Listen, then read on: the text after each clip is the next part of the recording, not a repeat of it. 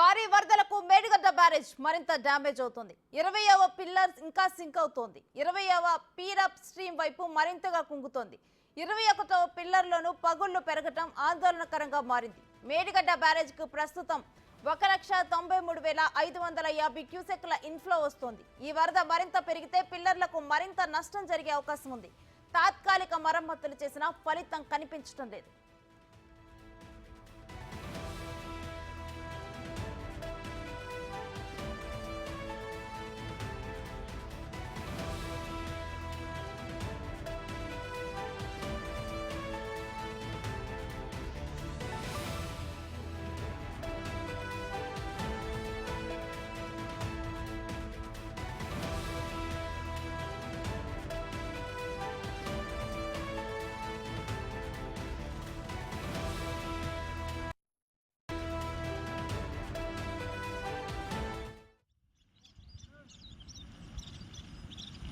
అని అనుకుంటారు.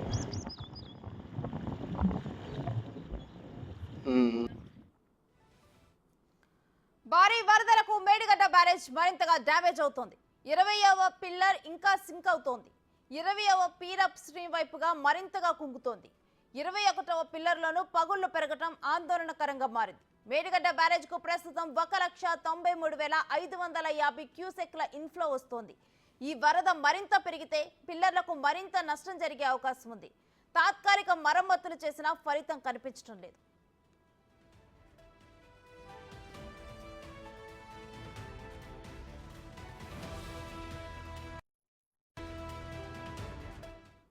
ఇక ఇదే అంశానికి సంబంధించి మరింత సమాచారం మా ప్రతినిధి వేణు అందిస్తారు. వేణు, మేడిగడ్డ బ్యారేజ్ లో పెరుగుతున్న డ్యామేజ్ గురించి డీటెయిల్స్ ఏంటి?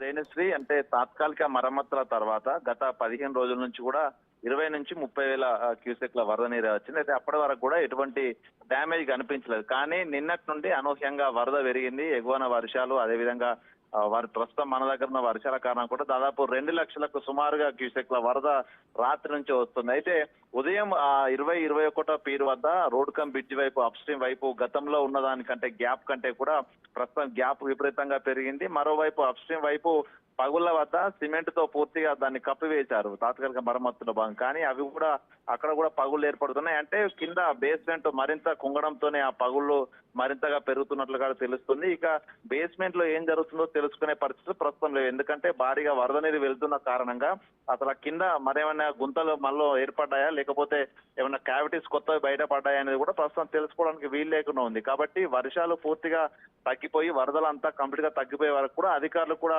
అఫీషియల్ గా ఎటువంటి డ్యామేజ్ ను కనిపించే పరిస్థితి కనిపించట్లేదు. కాబట్టి ఏం జరిగినా కూడా చూస్తూ ఉండాల్సిన పరిస్థితులు ఏర్పడ్డాయి. కానీ తాత్కాలిక మరమ్మతులు గ్రౌటింగ్ చేసిన తర్వాత కూడా ఇంత డ్యామేజ్ మరింతగా పెరుగుతుందంటే మాత్రం పూర్తి స్థాయిలో ఆ 7th బ్లాక్ అంతా కూడా కంప్లీట్ గా తీసేయాలంటే ఒక ఆలోచనలో కూడా అధికారులు అయితే ఉన్నట్టుగా తెలుస్తుంది. ఏదేమైనా కూడా అటు ఎన్డీఎస్ఏ పూర్తి స్థాయి నివేదిక ఇచ్చి వరదలు పూర్తయిన తర్వాత మరిన్ని పరీక్షలు చేసిన తర్వాతే ఆ 7వ బ్లాక్ భవితయం గురించి చెప్పే అవకాశం కనిపిస్తుంది. కానీ ఇప్పటికే 2 లక్షల క్యూసెక్ల వరద వస్తుంది. అంటే జూలై చివరి వరకు దాదాపు 15 నుంచి 20 లక్షల క్యూసెక్ల వరద వస్తుంది. అంటే ఆ స్థాయి వరద వస్తే అసలు ఆ బ్లాక్ పరిస్థితి ఏందనేదే ప్రస్తుతం అధికారుల లోపల కొంత సందేహాలు అయితే వస్తున్నాయి. సో దీనిపై అటు ఎన్డీఎస్ఏ అధికారులు ఏదైనా తాత్కాలికంగా ఉపశమన చర్యలు చెప్తే తప్ప ప్రస్తుతం రాష్ట్రానికి సంబంధించిన అధికారులు కూడా అక్కడ ఎటువంటి చర్యలు చేసిన పరిస్థితి లేదు. సో చూడాలి, మరికొద్ది రోజుల లోపల వరద ప్రవాహం పెరిగితే అసలు ఆ బ్లాక్ ఉంటుందా, లేకపోతే పూర్తిగా కొట్టుకుపోయే ప్రమాదం ఉందా అనేది కూడా తెలియాల్సిన పరిస్థితి ఉంది. రేణుశ్రీ, అయితే వేణు, గతంలో ఒకసారి కనుక ఎక్కువగా నీరు చేరితే అప్పుడు మరమ్మతులు ఏమీ చేయలేమని చెప్పి కొంత తాత్కాలిక మరమ్మతులు అయితే చేశారు. అయితే ప్రస్తుతం అయితే అక్కడ ఏ మరమ్మతులు కూడా చేపట్టే పరిస్థితి లేదు. మరి అధికారులు ఆ ప్లేస్ ను సందర్శించడం జరిగిందా? ఇప్పుడు జరిగిన డ్యామేజ్ ను బట్టి తరువాత చర్యలు ఉండనున్నాయా? అంటే ప్రధానంగా డ్యామేజ్ అయిన తర్వాత అటు జ్యుడిషియల్ ఎంక్వైరీ, ఆ తర్వాత విజిలెన్స్ ఎంక్వైరీ జరుగుతుంది. ఎన్డీఎస్ఏ మేడిగడ్డ బ్యారేజ్ సంబంధించి ప్రతి ఒక్క అప్ టు డేట్ విషయాలన్నీ కూడా అటు ఎన్డీఎస్ఏ ఢిల్లీ నుంచి వాళ్ళే మానిటర్ చేస్తున్నారు. ఉదయము సాయంత్రం సంబంధించిన లెవెల్స్ ఏదైతే వాటర్ లెవెల్స్ ఉన్నాయో, అదే విధంగా సింకింగ్ సంబంధించినటువంటి లెవెల్స్ ఏవైతే ఆ మెజర్మెంట్స్ ఉన్నాయో అవన్నీ కూడా ఉదయం సాయంత్రము 2 సార్లు రాష్ట్ర అధికారులు పూర్తిగా ఎన్డీఎస్ఏ ఢిల్లీ అధికారులు సిడబ్ల్యూసీ అధికారులకు అందించాల్సి ఉంటుంది. అంటే కంప్లీట్ మానిటరింగ్ అంతా కూడా ఢిల్లీ నుంచే జరుగుతుంది. ఏం జరిగినా కూడా ఢిల్లీ నుంచి అటు NDSA national dam safety authority సంబంధించిన బృందం టెక్నికల్ నిపుణులు చెప్పినానే ఇక్కడ ఫాలో అవ్వాల్సిన పరిస్థితి. కానీ వాళ్ళకి తెలియకుండా ఇక్కడ ఎటు మరమ్మతులు చేసే అవకాశం లేదు. కానీ మరమ్మతులు ఏదైతే ఎన్డీఎస్ఏ మద్దతు నివేదిక ఇచ్చిందో కింద ఉన్న కుహరాలు పూర్తి స్థాయి లోపల గ్రౌటింగ్ ద్వారా పూర్తి చేస్తే డ్యామేజ్ అంటే సింకింగ్ అయ్యే ప్రభావం తగ్గుతుందంటూ మధ్యంతర నివేదిక ఇచ్చింది. అందులో భాగంగానే గ్రౌటింగ్ కూడా కంప్లీట్ చేశారు.